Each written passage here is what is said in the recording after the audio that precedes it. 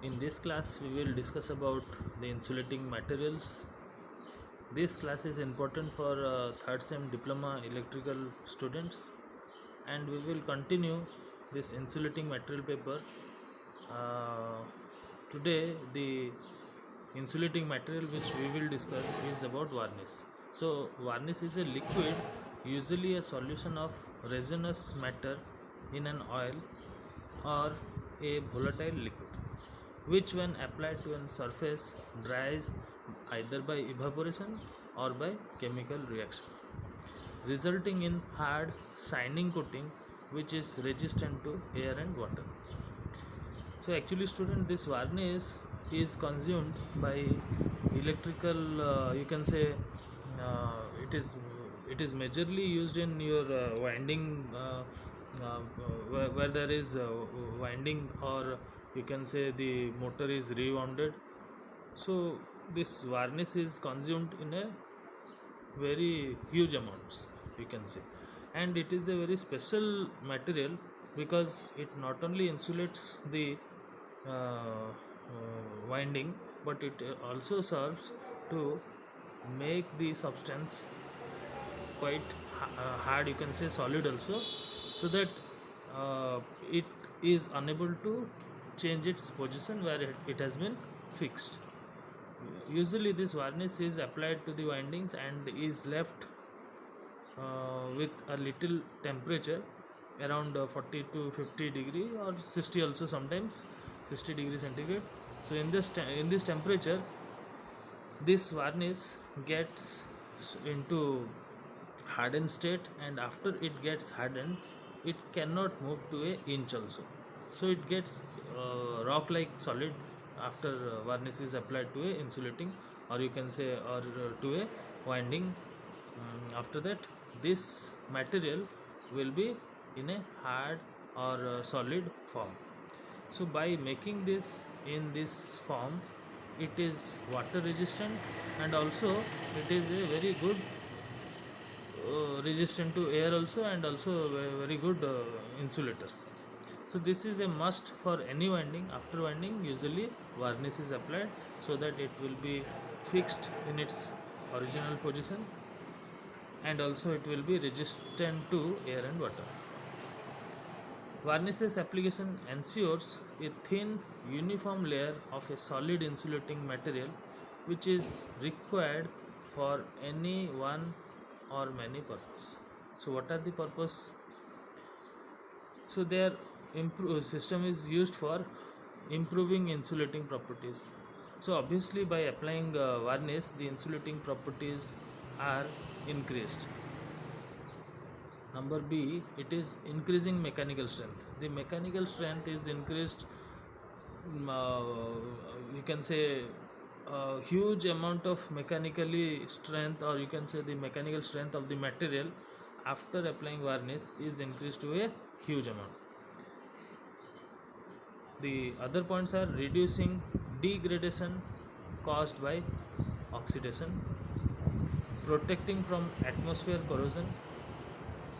Fifth point, giving a fire retarding finish. The last point is giving protection against moisture. So these are the all the properties after the material has been varnished. So now we will discuss about coating varnish. So it is actually the classification of varnish. Coating varnish are used when a tough or smooth or glossy film is required in order to protect a substance from oxidation. Suppose a material is very, you can say, very sophisticated, and you want to protect it from oxidation, or you can say from moisture also, from air also. So usually this varnish coating or coating varnish is applied, and after it has been applied, it will protect from oxidation, corrosion, also moisture absorption will be least, and solvent attack will be also least. This varnish also increases mechanical strength of an assembly and surface leakage resistivity. So this coating varnish, after applying coating varnish, these things, or you can say these properties, are achieved. Now the second type of varnish is impregnating varnish. They are utilized with porous and fibrous insulating or insulation like paper, cardboard, fabrics, glass, etc., which are used in capacitors, transformers, motors, and other winding parts. Such varnish are utilized in order to increase the dielectric strength, heat conductivity, resistant to atmosphere, uh, mechanical properties. Application of such varnish also helps in reducing oxidation and thermal aging. So this, after applying this varnish, these all properties are achieved. Now the third type is known as your adhesive varnishes. They are utilized as binders for mica, glass, and other insulating systems. These varnishes are characterized by their exceptional adhesive property, good electrical property, and low hygroscopicity. So this, after applying adhesive varnish, we achieve good electrical property, and the hygroscopicity or hygroscopicity is reduced. We can say the water absorbing capacity is reduced after applying this material with adhesive varnishes. The another type is known as your lacquer. It is used for protecting wood and metal surface from external weather conditions. So students, if there is a wood, we have to protect it, then we may apply it a lacquer. Now one thing you might be thinking, why wood has to be protected in the field of electrical engineering? Because in earlier days wood was used for transmitting electrical overhead lines. Now when we were using wood in rainy seasons, this wood becomes moist, and as a result this was behaving like a conducting material. So as to avoid this kind of unwanted situation, we applied lacquer, and after applying lacquer, it will not absorb any moisture. So as a result, it will behave like insulating material throughout the season. It may be rainy season, or it may be any winter seasons, or any moist season also. It will be kept dry throughout the seasons. So it evaporates very quickly and gives shining effect on the surface where it is used. So again, if the surface is shining, then water cannot settle.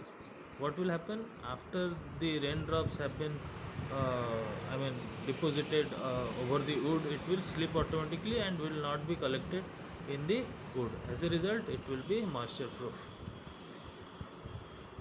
It is a solution of nitrocellulose, ketone, alcohol, and hydrocarbon plasticizers and pigments. So you have to remember its solution. So the solution of nitrocellulose, ketone, alcohol, hydrocarbon plasticizers, and pigments. So these are the solution.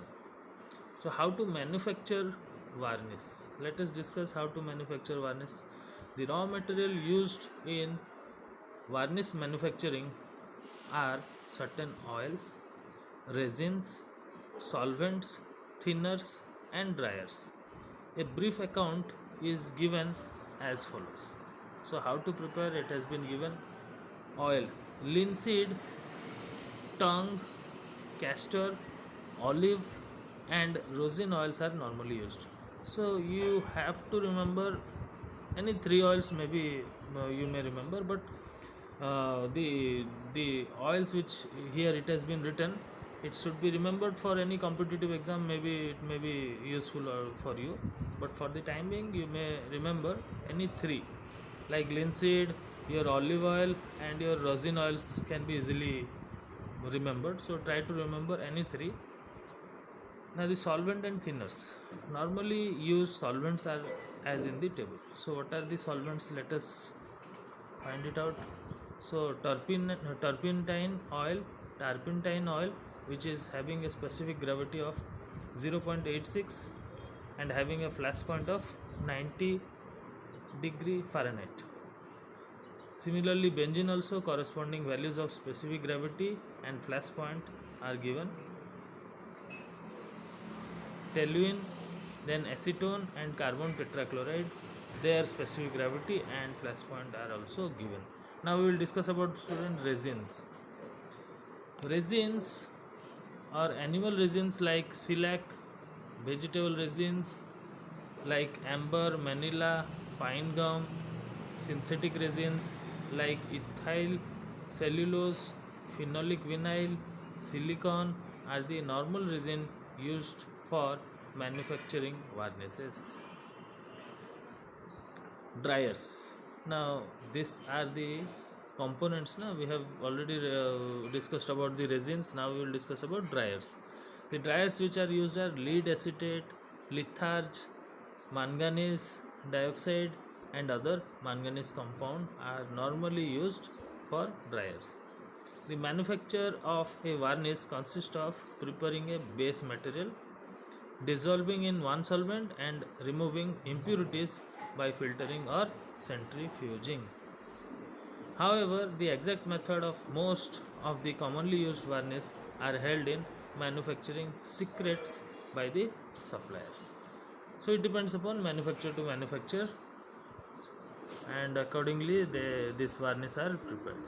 A few varnish are described as below: black varnish,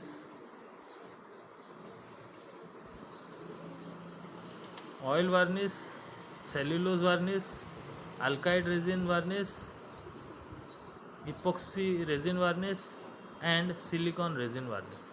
So what are this each type of varnish? Let us just find it out. The base material for the class are bitumen. So the major component of this black varnish is bitumen and asphalt, which give them black color. So due to the presence of bitumen and asphalt, its color is black. Black varnish possess good electrical property, but they are not used much for insulating property because of their inflexibility. See students, due to the inflexibility in nature, it is having very rare use, you can say, because flexibility is very important. If a wire is, because you should focus that why this material will be used, obviously for making a insulating material, and the major component of insulating material used are in wire coatings. So if the wire is not flexible, it will be not you can say selected by the customers, or you can say peoples like us. We will not use those wire which is not flexible, because it will give us unnecessary stress and we will not go for that wire. And also when it is time for recommending also, we will not recommend this kinds of wire which are not flexible. So it will also poses storing problems, huge area will take, and it may also get damaged due to this unflexibility, because it is hard now, so it will be easily broken, right? So this is the drawback of this black varnish. Due to this black varnish is not suitable. So how to make it suitable, let us discuss. So this is not used because it is inflexibility and poor heat resistance. They are readily dissolved in hydrocarbons. So they are also dissolved in hydrocarbons. They are less hygroscopic and do not age quickly. What do you mean by age quickly? That is same as your aging, as I have already discussed what is aging. So you can understand the term age here. The varnish find their use in manufacture of varnish cloth as impregnant for winding armature coil, etc. Oil varnishes. The base material for such type of varnish are linseed or tung oils. They also contain one metal drying agent like cobalt linolate or cobalt naphthalate. Sometimes Synthetic resins are introduced in this varnish to improve certain property like mechanical strength, glossiness, etc. What is glossiness? It is the shining appearance of a material. So to provide this shining appearance also, these oil varnishes are used. They are particularly used in the manufacturing of light varnished fabrics, uh, light varnishing fabrics. Yes, they are also used for impregnate for transformer windings. Now the other type of varnish is your cellulose resin based varnish. Cellulose acetate and cellulose nitrate has been used as base for these varnishes. These varnishes are mechanically strong, glossy and resistant to weathering, moisture and oils. However, they adhere to the metals rather poorly and further degrade by exposure to sunlight. These varnishes are rarely used. So, due to some drawbacks, which just I have told, what are these drawbacks? These are the adhere to the metals are rarely poor, rather poor, means they cannot adhere material, they cannot have a bonding to different metals, and they get degrade by the exposure of your sunlight. So due to this drawbacks, these are also very rarely used. Now alkyd resin, which is also glyptal varnish, which is also known as your glyptal varnish. This varnish contains alkyd resin as base material and alcohol hydrocarbons as solvents. This varnish these varnishes are strongly adhesive and possess good flexibility. So since they are having flexibility, this will be desirable. So let us find it out. They are resistant to solvent action but dissolve in acetone and hydrocarbons. So they dissolve in acetone and hydrocarbons. They are resistant to acids, chlorine and hot mineral oil but are affected by water. So their main enemy is water.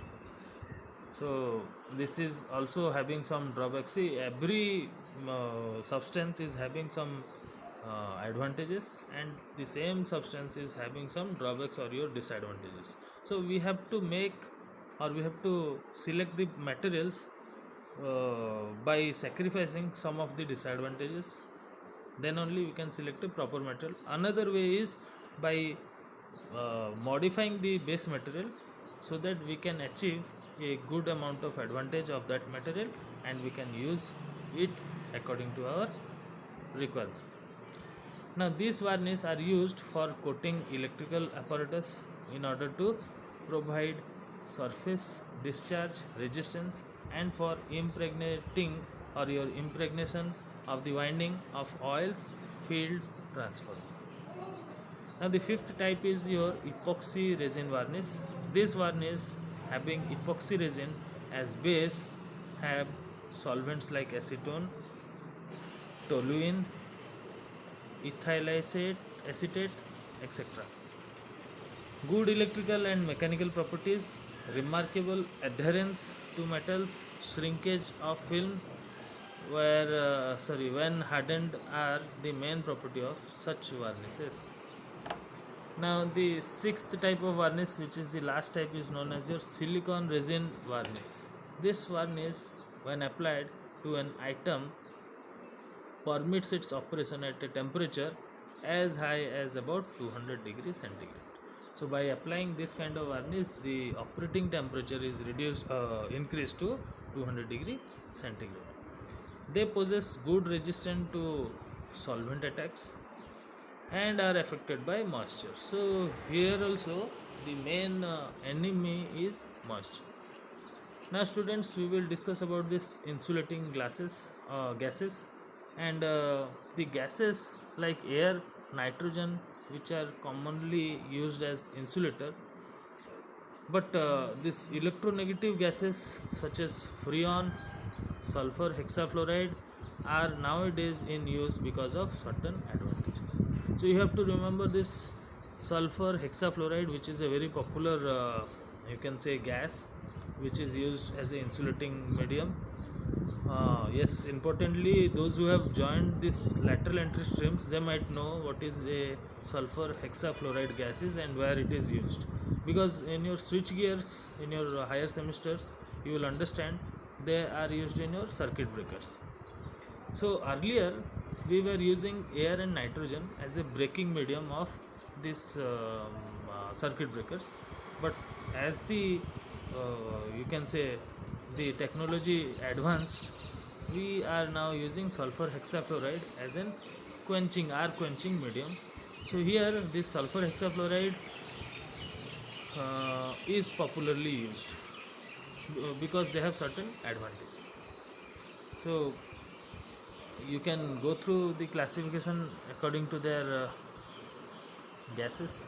So the gases are air, nitrogen, hydrogen and helium. So hydrocarbon gases which are corresponding to air are carbon dioxide, and oxide gases are methane, and electronegative gases are your freon and sulfur hexafluoride. So this table is about your various insulating gases, and like other insulating material, the selection of gaseous insulator needs complete knowledge of the dielectric behavior in the range of temperature and pressures within which the insulating gas is expected to work. Now there is a diagram given to you which shows you the effect of pressure on the dielectric strength of gaseous insulators. So this is the diagram. Let me just zoom it out so that it will be a little clear to you. Just a second, students.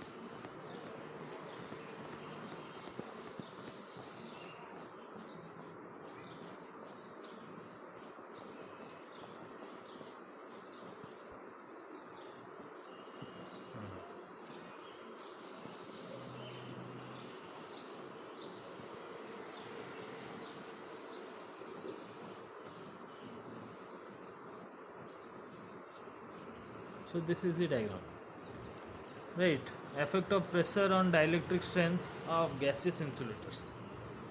Now,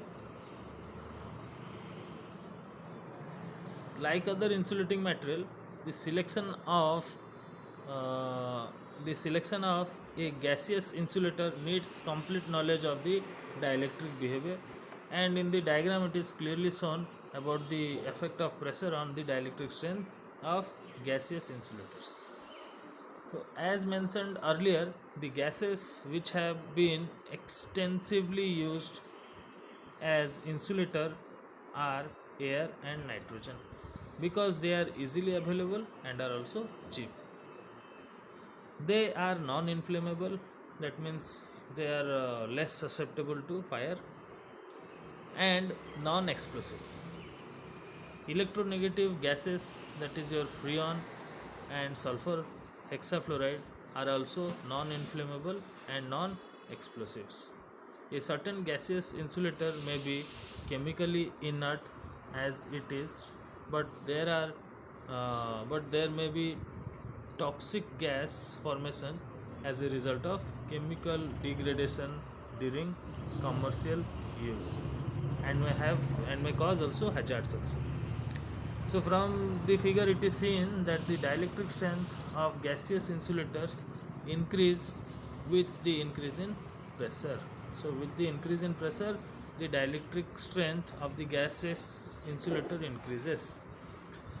Therefore, it is common practice to operate gas under pressure in electrical apparatus. However, the use of high pressure may cause the problem of liquefaction if the gas is used in application under high pressure, which may cause liquefaction. Chemically instability and corrosion problems may be encountered. Therefore, insulating gases are normally used under conditions such that liquefaction of the gas does not occur. Now, what are the commonly used insulating gases? Commonly used insulating gases are as below. The first one is your air. Like other insulating gases, the dielectric constant of air increases linearly. With the increasing gas pressure, this behavior can be understood with the help of this diagram. So you can see a linear graph is shown to you, and the corresponding to x-axis denotes your pressure atmosphere, and y-axis denotes the dielectric constant at 20 degrees centigrade. Now,